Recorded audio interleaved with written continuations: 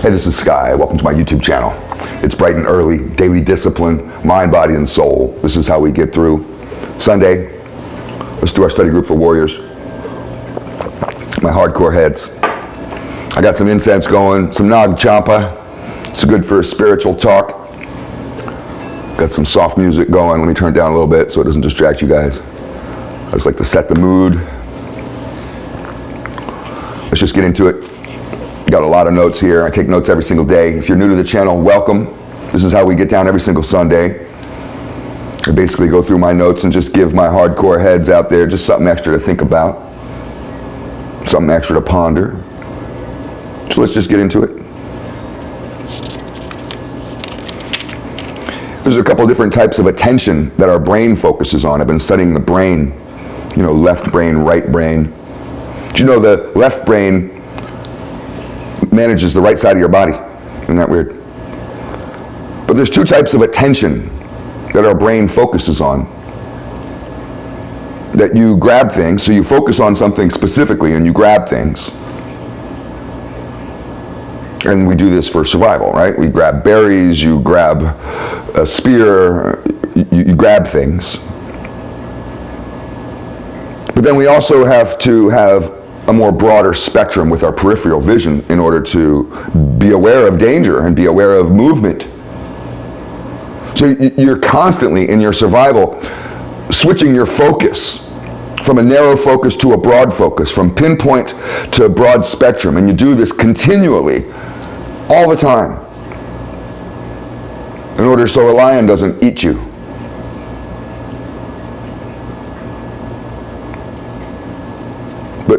Understanding how our brain focuses can also help you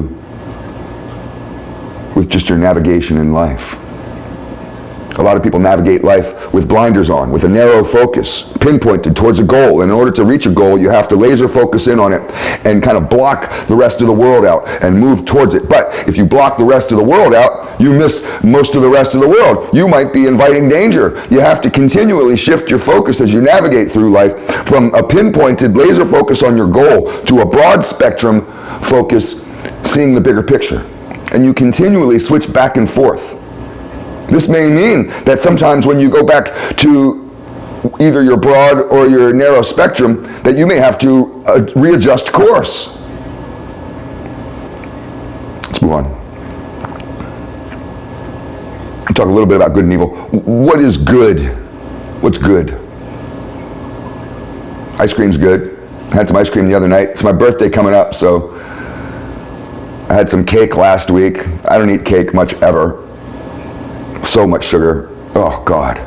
But it was delicious. Chocolate cake, my favorite. I had some ice cream yesterday. Somebody came over with some ice cream. I had a little bit. I don't eat sweets much, so when I do, it's like overpowering. But I love ice cream. Family is good. Justice is good. Truth is good. Now these things hurt. Family, justice, truth, those things can hurt, but those are good things. Beauty is good. You say beauty is subjective. So what? We both experience beauty even if we're not focused on the same thing. Beauty is good.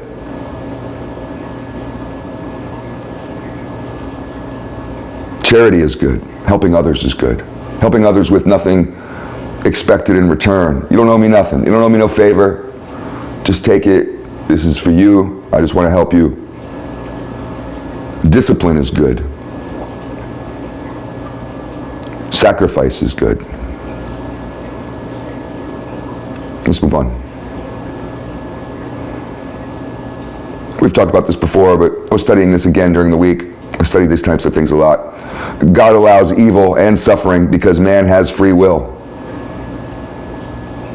Why was there a snake put into the garden? Couldn't God created the Garden of Eden without a snake? There is no evil. There's no danger.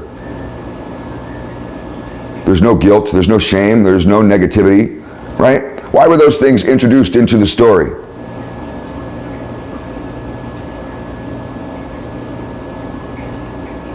Why was Eve allowed to choose? Sounds very misogynistic, but why was she allowed to choose between good and evil? Couldn't you have not even had the choice and not even given her the power to choose? That's a lot of questions why. We have free will. Why do we have free will? There's a new philosophy out there, pseudoscience, by a bunch of communist, postmodernist liberals that have infected the university system, trying to brainwash people into thinking that there is no free will, and all they want to do is propose that notion so they can control you through their utopian fantasies. God allows evil and suffering because struggle makes you harder. And good can't exist without evil. You're not good unless you are faced at the crossroads with a choice. And you say, should I eat the apple or should I have faith? Should I follow what's right? Every single person goes through this. And every single person makes the wrong decision. And you have to suffer through that. And sometimes your wisdom comes through your pain and through your folly. And a man who clearly understands what evil is can turn away from it and say, no, I don't want that. That's not for me. You naive little idiots don't understand evil. You get tempted by it. Let's move on to the next one. Some people will never really understand that stuff. I have to go over it over and over and over again. The strong eating the weak is natural, right? That's part of nature, human nature, animal nature. We see this when we watch nature shows, and we don't really cry about it when a lion eats a wildebeest or a zebra. They prefer the zebras over the wildebeest. So the wildebeest don't taste as good, apparently, but they're easier to catch.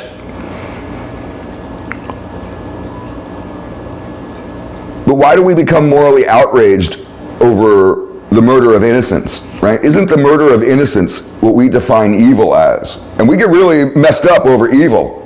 I do. Like October 7th, that was horrible. And we can think of other scenarios, maybe you can, where it really affected you and you were just like, oh my God. But then we live in this world where we know it, that the strong eat the weak. And you don't think about the family of the gazelle that's being devoured by the leopard as its head is covered in blood and it takes another dive into that carcass for more. It's just the way the world is. I don't know, it's just worth philosophizing on. Let's move to the next one. Talk about women. If you worship a woman, let me start over. If you worship a woman instead of God, the devil will send a woman to destroy you. Don't worship women. Don't make women your God. I know you may be lonely and you want a girl, you want a relationship, hey, whatever, but don't worship them. You don't worship women.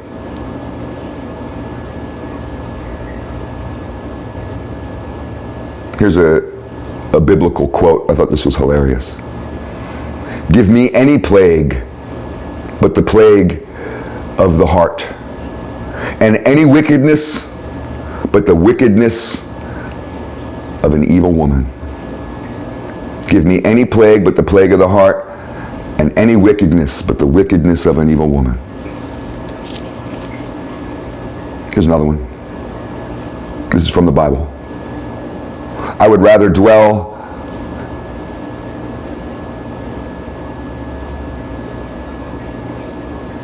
let me start over. I have terrible handwriting. I would rather dwell with a lion and a dragon than keep house with a wicked woman. I would rather live with a lion and a dragon. Both will kill you. So I'd rather live with a lion and a dragon than to live with a wicked woman. Here's another one from the Bible. This is all from the Bible. A shameless woman shall be counted as a dog. Right? These over over-sexualized stripper culture, and Cardi B and all that stuff. It's disgusting. A shameless woman shall be counted as a dog. All you little Instagram whores, chicks on Facebook and different sites showing your butts and having little sexy little pictures, always showing your tits and your ass. A shameless woman shall be counted as a dog.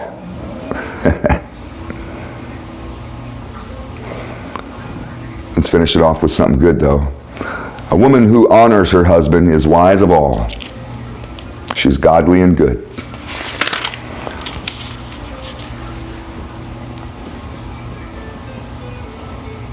Here's some advice. This is hard. Feed the beggar, forgive an insult. That's hard. I don't want to feed no beggars. Fuck them. Lazy bums. You feed a beggar and you forgive an insult. And I hate to forgive.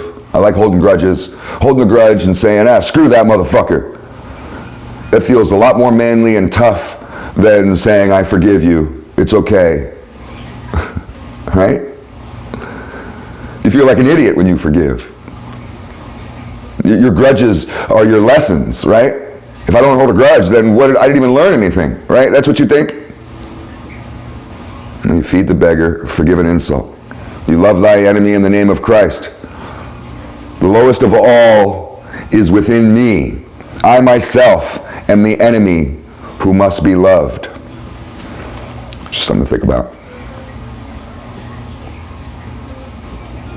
Here's a question.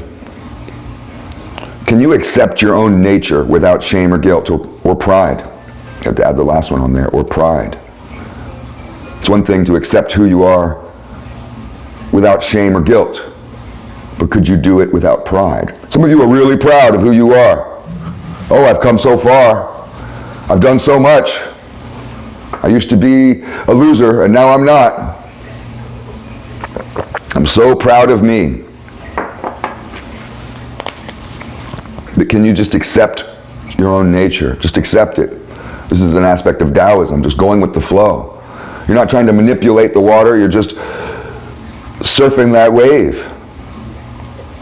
The pro surfer almost looks like he is manipulating or controlling the wave. He's not.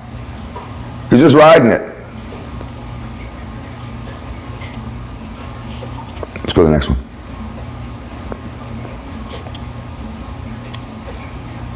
We all have this persona within us. The unconstructed bum. Now you may be doing things in your life. I don't feel like a bum. I don't feel unconstructed, but I absolutely have that side of me. I'm a very disciplined guy and I get a lot done. I've been up since 4 a.m. this morning, getting things done. But we all have the unconstructed bum in us. This loser. This person in us that goes nowhere, does nothing, that is perfectly happy, just not bathing, not working, not doing anything. Some people get really down on that side of themselves. Maybe it's because you've let that side of yourself take over and you need to fight against that. You'll never really get rid of it completely. We're always going to have a little bit of shit in us. It's hard to be completely pure. But just remember this, and I had someone tell me this many years ago. The farmer wisdom, you need shit to grow. Shit to a farmer is called guano. It's fertilizer.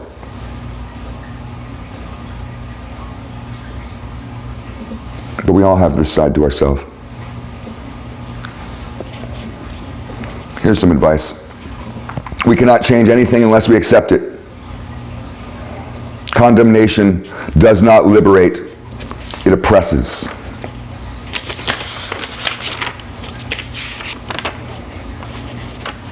I'm going the wrong way. We talk about what is good. Let's talk about what is evil. We have any time? What is evil? Evil is horror.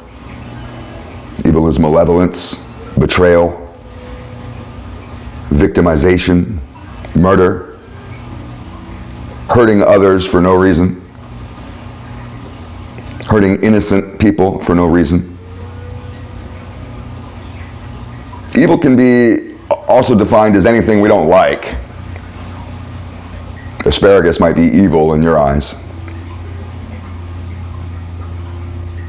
Evil is wrong, right? Wrong versus right. Something is wrong, that's evil. Some people look at evil as death, right? Goodness, everything good is life. Life is good, death is evil. But that may be just your attachment. Is attachment evil? I don't know about that one.